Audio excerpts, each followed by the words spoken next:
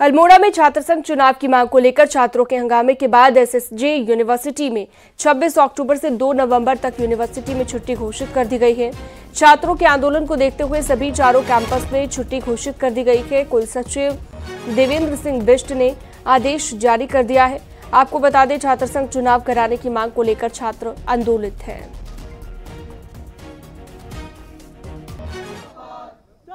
तो देख सकते हैं आप, लगातार छात्रों का आक्रोश देखने को मिल रहा है। प्रदर्शन कर रहे हैं छात्र संघ चुनाव कराने को लेकर। ये प्रदर्शन किया गया, 2 नवंबर तक छुट्टी घोषित कर दी गई है एसएसजे यूनिवर्सिटी में, जिसके चलते ये प्रदर्शन देखने को मिला। 2 तस्वीरें आप देखिए, छत पर चढ़े हुए छात्र भी आप देख सकते हैं। छात्रों का प्रदर्शन, जहां पर मौके पर पुलिस बल भी तैनात किया गया ताकि सुरक्षा के लिहाज से किसी तरह की चूक ना हो।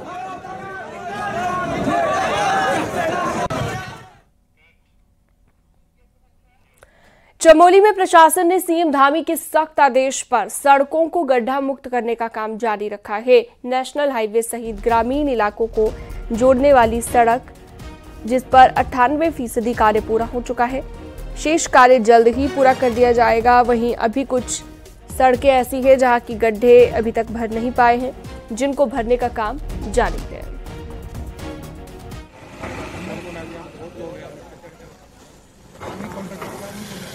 देखिए, जितने भी मानकों के अनुसार गड्ढा भरान का काम होना था, तो 98% काम पीडब्ल्यूडी ने पूरा कर लिया है, सभी 6 डिविजन्स ने। और कुछ काम मैंने पर्सनली भी देखे हैं गोपेश्वर इत्यादि में, तो काम की गुणवत्ता अच्छी है।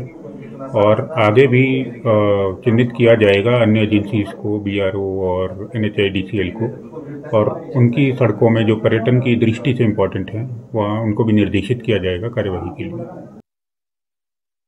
नितिन सेमवाल हमारे साथ जुड़ गए हैं ज्यादा जानकारी के लिए, बातचीत के लिए। नितिन, लगातार ये अभियान जारी है जिसमें सड़कों को गड्ढा मुक्त किए जाने को लेकर काम चल भी रहा है। अभी क्या स्थिति है सड़कों की, क्या हालात हैं और प्रशासन क्या कहता है? जी, उत्तराखंड के मुख्यमंत्री पुष्कर सिंह धामी ने 15 अक्टूबर तक सभी सड़कों को ठीक करने का निर्देश दिया था सभी जिला अधिकारियों को उत्तराखंड में। और उसमें अगर हम चमोली की बात करें तो लगभग 15 दिनों के बाद की बात करें हम, तो लगभग सड़कें 98% जो है वो ठीक कर दी गई हैं।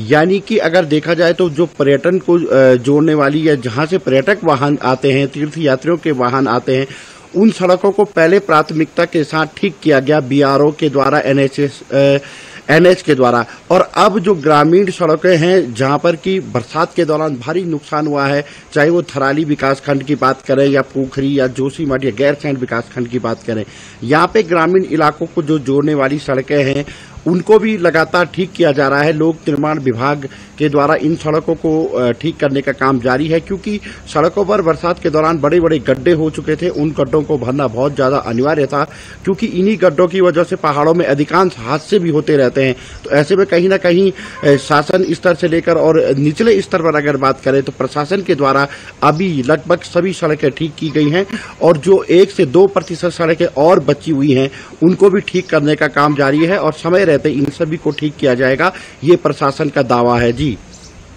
ठीक है, बहुत शुक्रिया तमाम जानकारी के लिए आपका, नितिन सेमवाल।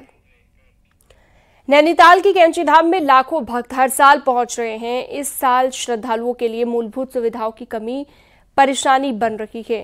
कैंची धाम में ना तो ठीक से शौचालय है, ना ही डे विजिटर लोगों के लिए स्नान घर है, जिसके लिए देश भर के पर्यटकों को मुसीबत झेलनी पड़ रही है। वहीं दवा की भी काम चलाऊ ही व्यवस्था यहां पर हो पाई है, जिसके चलते होटल बुकिंग वाले श्रद्धालुओं को तो परेशानी हो रही है, लेकिन जो दिन के वक्त पर्यटक आते हैं, श्रद्धालु आते हैं, उनको भी असुविधाओं से दो-चार होना पड़ रहा है। स्थानीय लोग लगातार श्रद्धालुओं को हो रही दिक्कतों को लेकर जिला प्रशासन तो मांग कर ही रहा है, लेकिन 2 साल में भीड़ कंट्रोल से बाहर होने के बाद भी सुविधाओं का विस्तार नहीं हो पाया है। हालांकि नैनीताल जिला प्रशासन इन सारी सुविधाओं के लिए मास्टर प्लान में काम होने की बात कर रहा है, लेकिन तत्कालिक तौर पर सुविधाओं को विकसित करने की योजना जल्द तैयार करने की बात कर रहा है। सोचना चाहिए इसकी सुविधाओं के लिए। आज वहाँ पे सबसे बड़ी मूलभूत सुविधा अगर है तो किसी स्नानागार की है और आपके शौचालय की है। सड़क किनारे जो गाड़ी पार्किंग हो रही है जो जिससे अधिकतर जाम लग रहा है, वहाँ पे पुलिस व्यवस्था ज़्यादा बढ़ाए जाने की भी हम मांग करते हैं।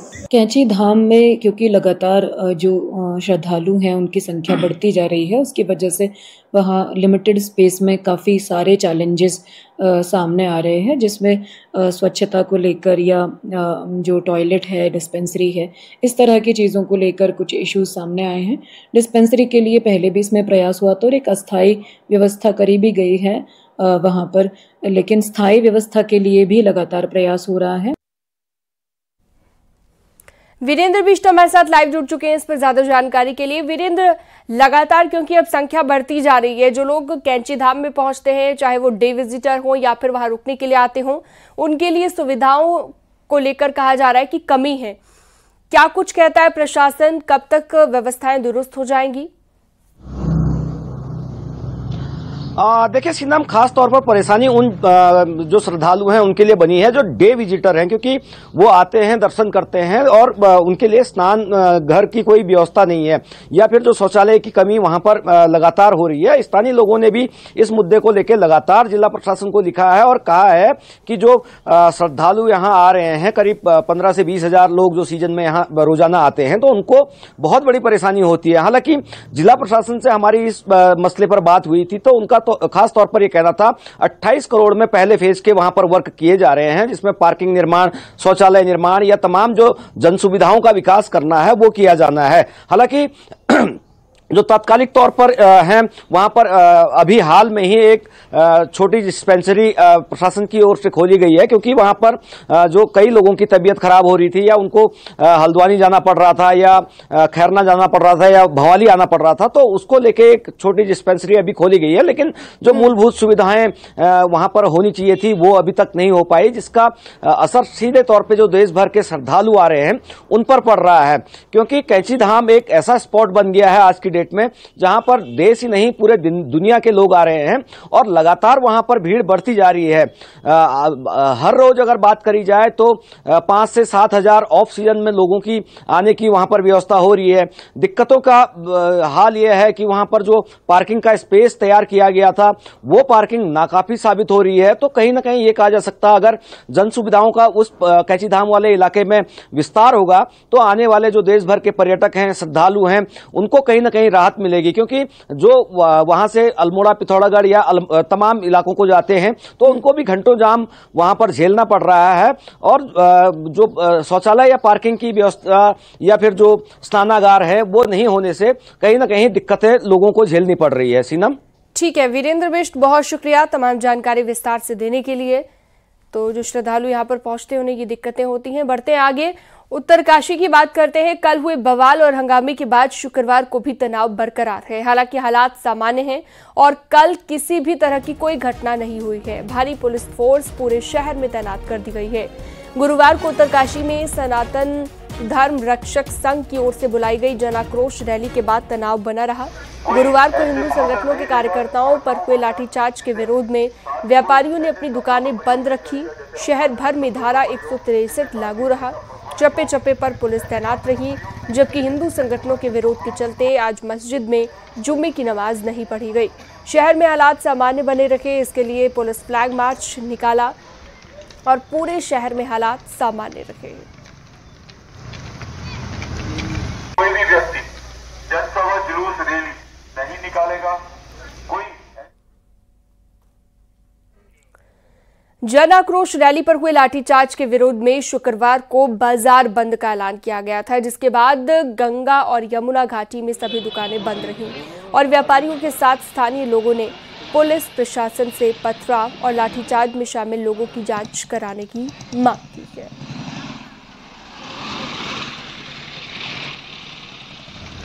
से जो है व्यवसाय को नुकसान तो हुआ है, लेकिन एक गलत मैसेज पड़ा है और खासकर जो ये जो एक विशेष समुदाय वाली बात चल रही है कि ऐसा हो रहा है। शायद पहली बार मेरे को भी यहाँ पे अभी पूरे 50 साल होने को हैं, अपनी लाइफ में पहली बार ऐसी हालत मैंने अपने इस तरह की देखी है। मांग यही कि जो अवैध मस्जिद है उसको तोड़ा जाए और कागजों को ढंग से जांच की जाए, दोनों पक्षों की बात न्यायपूर्वक सुनी जाए।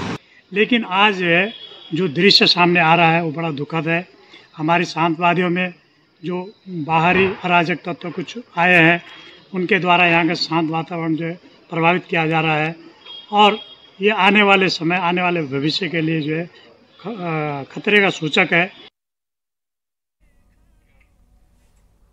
आगे बढ़ते उत्तरकाशी की घटना की असल वजह भी अब सामने आ रही है।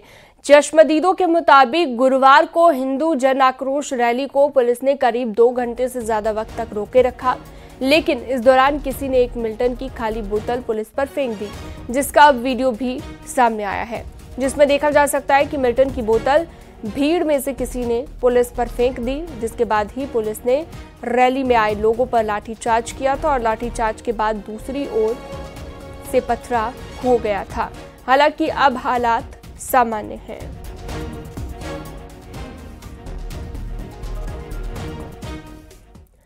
पूर्व मुख्यमंत्री और हरिद्वार सांसद त्रिवेंद्र सिंह रावत ने एक बार फिर से उत्तराखंड पुलिस की कार्यशैली पर सवाल उठाया है। उत्तरकाशी बवाल को उन्होंने पुलिस की नाकामी बताया।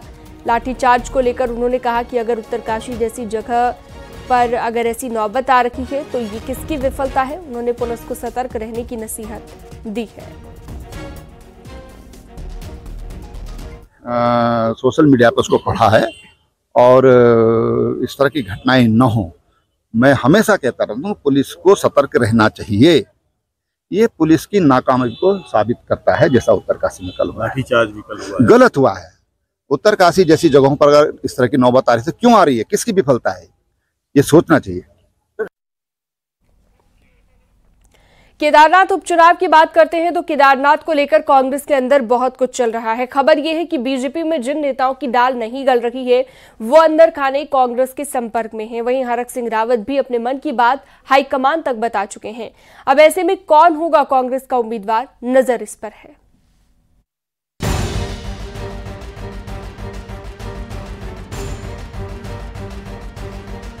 केदारनाथ में नॉमिनेशन के लिए अब सिर्फ 4 दिन बचे हैं। शनिवार को कांग्रेस की कोऑर्डिनेशन कमेटी की बैठक देहरादून में होगी।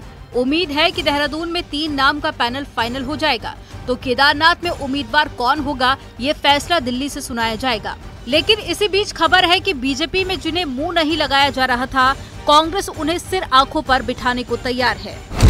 सूत्रों का दावा है कि दिवंगत विधायक शैला रानी रावत की बेटी ऐश्वर्या रावत और 2 बार निर्दलीय चुनाव लड़कर नंबर 2 पर रहे कुलदीप रावत कांग्रेस के संपर्क में हैं। प्रदेश उपाध्यक्ष मथुरा जोशी के मुताबिक कांग्रेस हर पहलू पर विचार कर रही है और आखिर में हाईकमान का फैसला सबको स्वीकार होगा। निश्चित रूप से 2 बड़े नेता वहां के पार्टी के संपर्क में हैं और लगातार संपर्क में, केंद्रीय नेतृत्व के भी संपर्क में है और प्रदेश नेतृत्व के भी संपर्क में है। कोशिश हो रही है कि उनसे बातचीत भी हो और वो भी संपर्क बनाए हुए हैं। और राजनीति में आप समझ सकते हैं कि कुछ भी हो सकता है, कभी भी बाजी पलट भी सकती है, कभी भी कोई सम्मिलित भी हो सकता है। लेकिन इतना निश्चित तौर पर है कि केदारनाथ विधानसभा से भारतीय जनता पार्टी के जितने भी उम्मीदवार हैं उनमें से 2 बड़े नेता, 2 उम्मीदवार पार्टी के संपर्क में बने हुए हैं। इससे पहले गुरुवार को केदारनाथ के मुद्दे पर दिल्ली में प्रभारी ने बैठक ली थी, तो फोन पर कांग्रेस नेता हरक सिंह रावत से भी बातचीत की गई थी। हरक सिंह रावत को भी पार्टी में केदारनाथ के लिए मजबूत उम्मीदवार के तौर पर देखा जा रहा है। तो आखिर हरक सिंह रावत ने प्रभारी को क्या ना कहा? मैंने ये नहीं कहा, मैंने कोई मना नहीं किया। उम्र बोलो या इसको हमारा घमंडी कह दो थोड़ी देर के लिए कि भाई अब इतनी बार विधायक मंत्री रहने के बाद उत्तर प्रदेश से लेकर अब अपने इतने भी बुरे दिन आ गए, नहीं कोई बात नहीं काम करेंगे, कोई जरूरत थोड़ी कि एमएलए बनना सबको, लोग तो एक बार नहीं बन पाते एमएलए।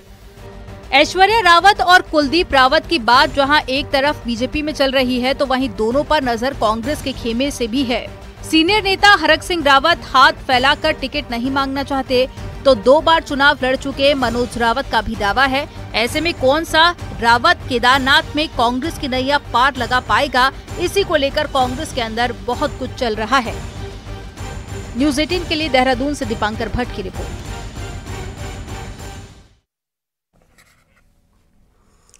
उत्तराखंड में पूर्व सैनिकों के कल्याण के लिए निगम बना, लेकिन वही निगम अब गले की हड्डी बन चुका है। आउटसोर्स एजेंसी की नौकरी को परमानेंट करने का आदेश सुप्रीम कोर्ट का है, तो प्रक्रिया, पैसे और आरक्षण के पेंच ही पेंच है। एक रिपोर्ट आपको दिखाते हैं।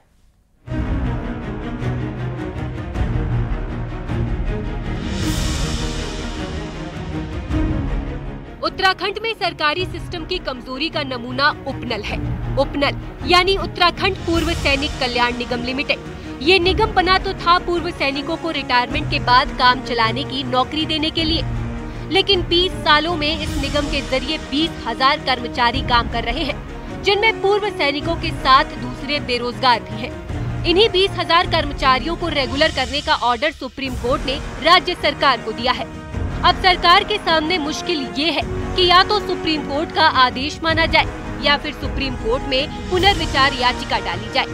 सैनिक कल्याण मंत्री गणेश जोशी के मुताबिक सरकार कानूनी सलाह ले रही है, क्योंकि सरकारी नौकरी की बाद में मसला आरक्षण का भी आएगा।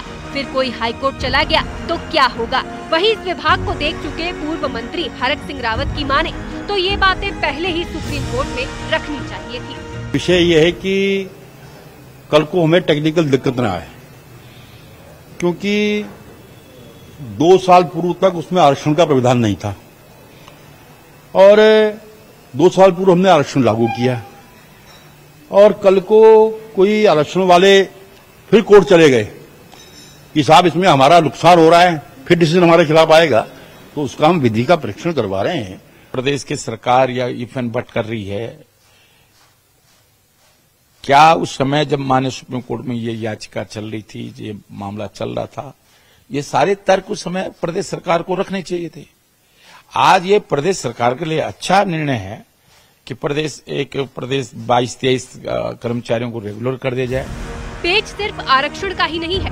रिटायर्ड चीफ सेक्रेटरी और फाइनेंस के जानकार इंदु कुमार पांडे के मुताबिक सैलरी में खर्च का बहुत ज्यादा फर्क नहीं पड़ने वाला, लेकिन उससे बड़े 2 सवाल इस केस में हैं। सवाल ये कि क्या आउटसोर्स की नौकरी में सबको समान अवसर मिला? क्या नौकरी पारदर्शी प्रक्रिया से मिली है? दूसरा ये कि आरक्षण को कैसे लागू किया जाएगा? इंदु कुमार पांडे के मुताबिक उपनल आज पूर्व सैनिकों के बजाय मिक्स व्यवस्था बन गई है। वहाँ सुप्रीम कोर्ट का आदेश लागू करना चुनौती है। 2 प्रश्न आते हैं इसमें। एक तो पारदर्शी प्रक्रिया को ये वायलेट करता है कि नहीं करता है। दूसरी चीज, एक इशू इम्पोर्टेंट है, वो भी संवैधानिक है कि आरक्षण का इशू आता है। अब ये बड़ी एक मिक्स सी व्यवस्था हो गई है कि और उपनल की शुरुआत में जहां तक मुझे याद है ये था कि जो पूर्व सैनिक हैं, क्योंकि उनके कल्याण के लिए निगम है, तो उन्हीं को रखा जाए। मतलब साफ है कि आउटसोर्स की 20,000 नौकरियों को परमानेंट करने का काम आसान नहीं है।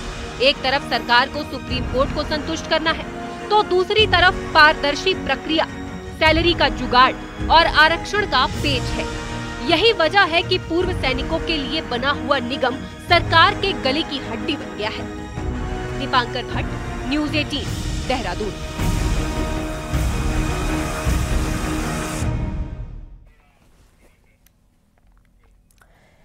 देहरादून से अगली खबर है। केदारनाथ उपचुनाव पर मीटिंग आज। कांग्रेस कोऑर्डिनेशन कमेटी की मीटिंग होगी। दावेदारी के नाम का पैनल होगा तय। सोमवार को घोषित हो सकता है कांग्रेस का उम्मीदवार। कांग्रेस कोऑर्डिनेशन कमेटी की मीटिंग होगी।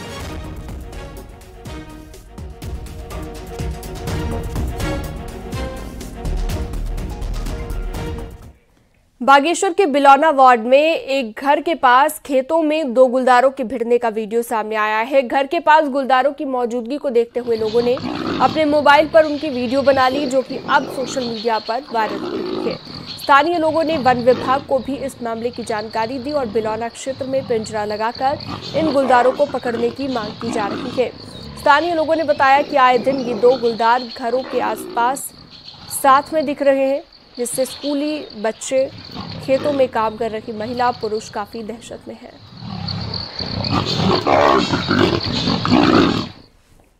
भारत और चीन के बीच लंबे समय के बाद बातचीत का भले ही दौर रूस में शुरू हुआ हो, लेकिन इससे पिथौरागढ़ के बॉर्डर इलाकों में एक आस जगी है। पीएम मोदी और जिनपिंग के बीच हुई मीटिंग के बाद मानसरोवर यात्रा के साथ ही भारत चीन व्यापार फिर से शुरू होने के आसार नजर आ रहे हैं।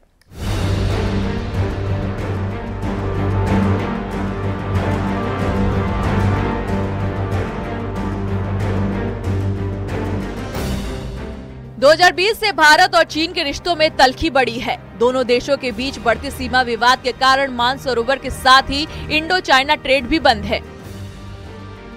बीते 5 सालों में ना तो कैलाश मानसरोवर यात्रा हो पाई है और ना ही इंडो चाइना ट्रेड हुआ है।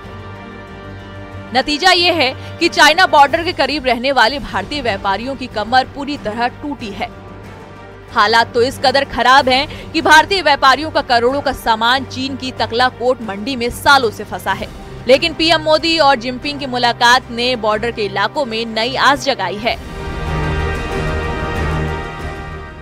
एक बहुत बड़ा मीटिंग रहा हमारे पीएम साहब और चाइना के जिनपिंग जी से, तो हमें थोड़ा आस है कि शायद इस वजह से ये हमारा अगर व्यापार खुलने की क्या कहते हैं उम्मीद है।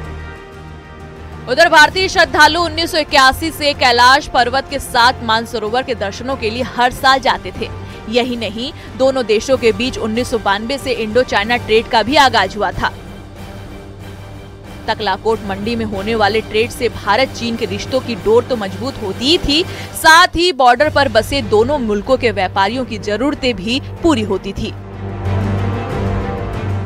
जानकार भी मानते हैं कि मोदी और जिनपिंग के बीच हुई मुलाकात के कई बेहतर नतीजे सामने आएंगे।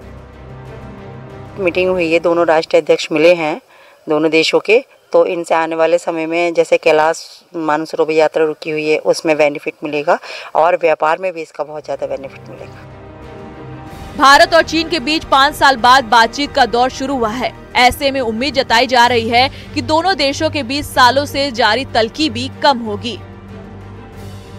अगर ऐसा होता है तो तय है कि लिपू लेक बॉर्डर तो आबाद होगा ही, साथ ही भारतीय व्यापारियों की दिक्कतें भी दूर होंगी। न्यूज़ 18 के लिए पिथौरागढ़ से विजयवर्धन उप्रेती की रिपोर्ट।